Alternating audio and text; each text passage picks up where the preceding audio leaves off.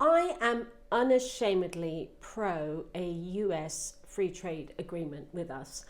I think America's wonderful. I think the things it produces are wonderful. Yes, it's flawed, but then most countries on the planet are flawed. I haven't really got an issue. I mean, I'm drinking French red wine. It's overpriced because it's within the EU. And actually, I hope one day to be drinking free trade agreement Californian wines. I'm a big believer. You know, the Americans are great innovators. They're great inventors. Their health service is to die for.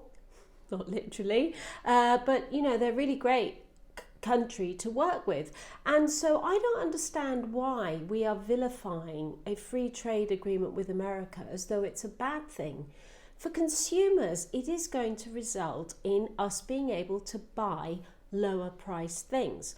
Being out of the EU means that a VAT on a lot of goods is going to disappear. So goods are going to be cheaper for us to buy. Is that actually a bad thing? Well, I don't think it is. I mean, a lot of the stuff we buy at the moment actually is made with child labour in China and India and Pakistan. So I don't think that trading with a country that has the same standard of us is going to be bad.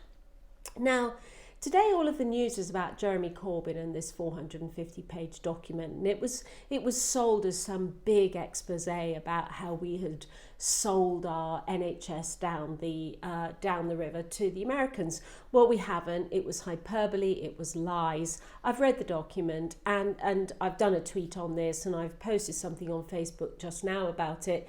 It actually doesn't say anything that Jeremy Corbyn says that is contained in the documents. In fact, the NHS, I think, was only mentioned maybe 4 or 5 times. It was dipping the toe in what are the negotiations going to look at. And in fact, Liam Fox would have been criticised, in fact, he was criticised for not doing these trade negotiations at the time. You know, people were saying, we're not ready for any free trade agreements. And he was saying, well, actually, we've had the negotiations. And you will remember that under the EU rules, we're not allowed to have free trade agreements with anybody while we're part of the customs union. So this is all just stuff and nonsense. And I think what it's really intended to do is to mitigate the damage of last night's interview between Andrew Neil and Jeremy Corbyn.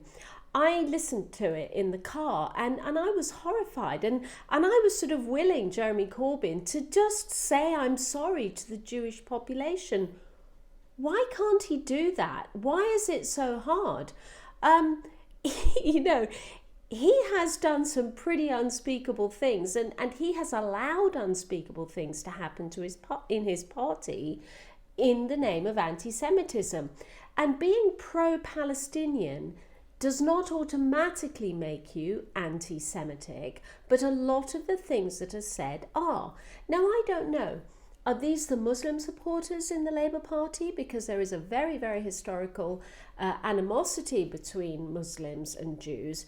Is it actually Muslim people in the Labour Party who are causing the agitation and they're too afraid to say it, or they're too afraid to alienate their Muslim voters? I don't know, but I do know that today the Muslim Council has come out and said that there is a problem with anti-Semitism in the Labour Party. Maybe Jeremy Corbyn couldn't apologise because to do so would have raised all of the questions today against Baroness Shami Chakrabarti.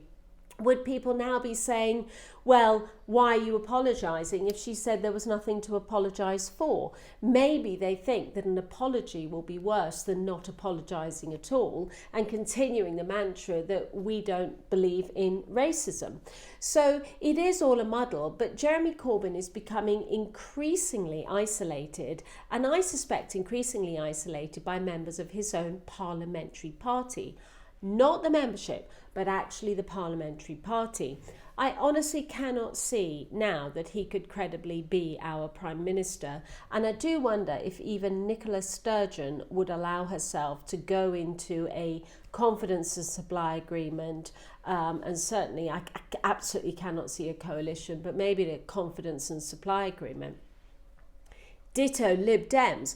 I mean, what are they going to do if their numbers could allow a Jeremy Corbyn-led government. How is Joe Swinson going to deal with this? I honestly don't think that a true Liberal Democrat, people like Chuck Romana, would ever enter into an agreement with a Corbyn Prime Minister with this cloud of racism hanging over him. So today's NHS announcement, just going back to that is in an attempt to mitigate the disaster of last night's terrible interview with Andrew Neil. But I think the message you have to put forward is that every time they call Boris Johnson a liar, just remember that Jeremy Corbyn is telling a whacking load of lies as well. And the lies about the NHS are really, really very poor taste. Weaponising the NHS is something I very strongly disagree with, and it really has to stop. There's nothing wrong with us having American goods in this country. They are very high quality. Their standards are a lot higher than ours in a lot of cases, but also their products are cheaper. And that's why the EU does not want us to have a free trade agreement with them.